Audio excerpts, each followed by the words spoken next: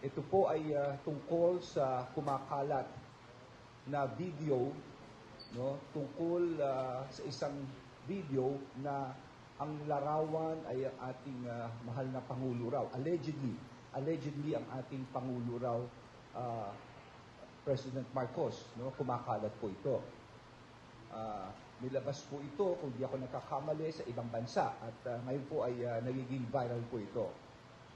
Gusto lang ho namin gumawa ng statement, ako mismo, at of course, si General Marbil, mamaya magsasalita. Pero sa aming dalawa,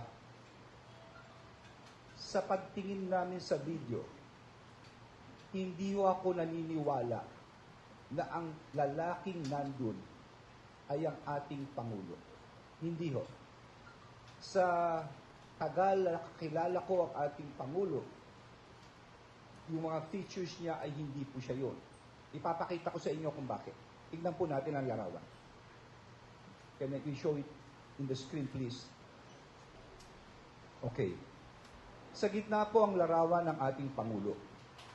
Yung pong nasa baba ay ang larawan ng allegedly ang ating Pangulo raw. Tignan nyo ang tenga. Tignan yung maigi ang tenga rito.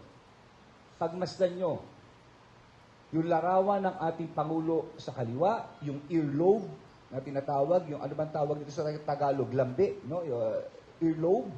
Tignan nyo yung nasa kanan. Diyan pa lang makikita nyo. Bakit ko sinasabi ito, mga kasama, dahil napakaraming kumalat sa social media ng mga AI, ng mga peke, sari-sari naghahalo sa mga panahon ngayon. Maging mapanuri tayo. Huwag tayo basta-bastang maniniwala rito.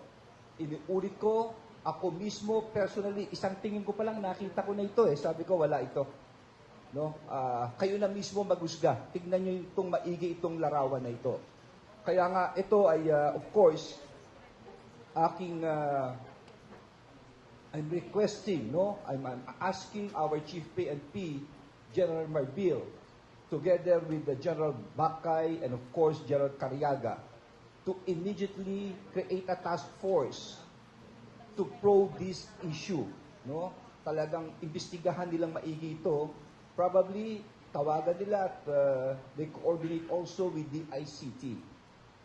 At kung anong findings dito, malaman kaagad ng ating publiko. Sa tagal na kakilala kong ating Pangulo, ako'y naniniwala, at ako'y nagsasabi that he does not indulge in this kind of activities. Yun lang po.